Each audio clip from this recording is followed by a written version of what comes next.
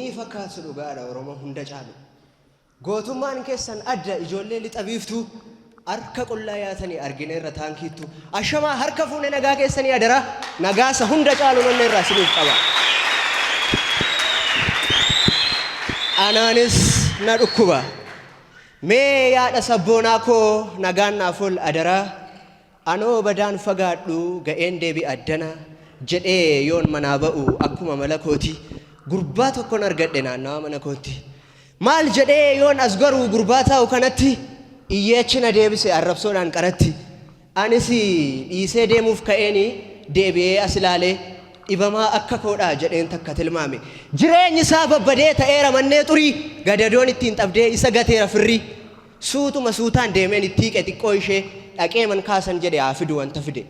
Obboleessottiin jedhee yoon waamu maqaa isaa lafa of buusuun dhabee nannee argee fuula isaa. Egaa gara jabaataa malee kan dhadhaa afaan ka'an dhagaa afaan naman kaa'u innis natti siqate yoon naqee bukkee taa'u. Maal taate yaa qomoo koo jedheen isa gaafadhe rakkoo isaa natti himate inni sanan saalfanne. Eessa koo akka ta'e anuu baruun dadhabee qaama koo keessa deemee na dhukkuba akka malee. Hunda koo dhibamaadha fayyaan qabu qaamni koo si qofaan na gaafate nan beeku barfirri koo. Jedhee man iyyaa oola dhibee koon gidirfamee kan diinaallee haafu fira kootiin gatame. Kan na fayyisuun dhabe kan na fannisu malee kadhaan kadhadhus waaqa diina koof karaa bane.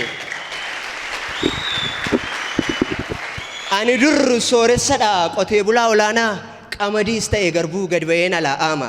Ani dur diinan qabu fira waliinan gala ollaa koo wajjin nyaadheen wajjiniinis jiraadha. Madaan keessa kootii isa dhumu miti mee maaloo na dhiisi nan qorini ati. Haala kanaan yaada isaa guuree natti matee kokkolfinaan jedhe boo'icha filate. Animmoo akkamittan kolfaa utuun boo'icha laalu imaanaan baadhee jira imaanaa sana naalu. Kokkolfaan namaa jira kan hundumaa gammadu namni maaf naan hubatu bulee ka'e yoo naadu. Keessi koo na gubate ta'e barbadaa biddaa iji koos na diimate ta'e tumaa bixbixaa boo'ichattin dhaladhe amma sittuman jira yoomin gammadee kolfa akka garaa koo firaa.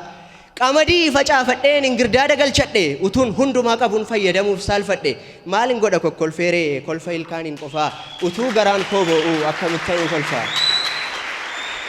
Nan hiyyoome jechuudhaaf qabaan waan hundumaa kan koo ta'uu dadhabe maal godha jiraachuunsa anis itti himadhe madaa garaa koo keessaa nus waliif hubanne akka taane bineensa. Falli biraa maal jennee yoo teenye mari'annu tokkummaa ulaalalatti falli biraa hin jiru tokkummaa ulaalalatti falli biraa hin jiru. Egaa anis walaloon qopheeffadhe kan kanumaan oliiti dhaamsan dhaammadhuun qaba hunduma keessanitti. Har'a kan isin waame eebbisuuf ijoollee isaa waan ofii wushuu kilab jabaadha karoorrisa. Hojii gurguddaa hojjetee ga'eera guyyaa har'aa Laawushkoo Lijee Girmaa naaf eebbisaa adaraa Laawushkoo Lijee Girmaa. Dhugaa dubbachuufani waa'ee leenjisaa kiyyaa jabaa koo yaa leenca koo sin jaalladha dhuguma jabaa koo yaa leenca koo sin jaalladha dhuguma. Egaa loomiin iji 50 nama tokkoof baadha 50 immoo xaba lammii koo gargaaraati Laawushkoo harka qaba. Oduun alaalaan taatu kottaa seenaa ilaala bu'aa wushuun nuuf qabu seenaa achumaan madaala bu'aa wushuun nuuf qabu seenaa achumaan madaala galatoomaa.